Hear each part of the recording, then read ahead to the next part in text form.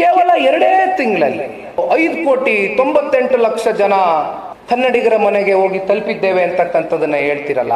ಬಾಬಾ ಬಾಬಾ ಬಾ, ಯಾವ ವೇಗ ರೀ ಇದು! ಗಾಳಿಗಿಂತ ವೇಗ, ಬೆಳಕಿಗಿಂತ ವೇಗ.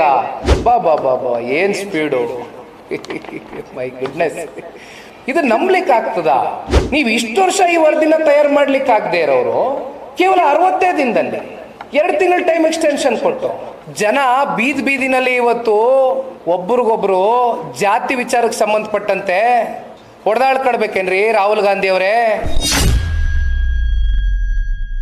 ಸೈಂಟಿಫಿಕ್ ಮೆಥಡ್ ಅಲ್ಲಿ ನೀವೊಂದು ಸರ್ವೆನ ಮಾಡ್ಲಿಕ್ಕೆ ಆಗೋದಿಲ್ಲ ಅಂದ್ರೆ ಯಾವುದೋ ಒಂದು ಸರ್ಕಾರಿ ಕಚೇರಿಗಳಲ್ಲಿ ಕೂತ್ಕೊಂಡು ಅಮಾಯಕರುಗಳ ಕೈಲಿ ಕೂರಿಸ್ಕೊಂಡು ಪೆನ್ನು ಪೇಪರ್ ಕೊಟ್ಬಿಟ್ಟು ಅವ್ರ ಕೈಲಿ ಸುಮ್ಮನೆ ಟಿಕ್ ಆಫ್ ಮಾಡೋದು, ಇಂಟು ಮಾಡೋದ, ಈ ಥರ ಸರ್ವೆ ಮಾಡ್ತೀರೇನ್ರಿ ಮಿಸ್ಟರ್ ಡಿ ಕೆ ಶಿವಕುಮಾರ್ ಅವರೇ?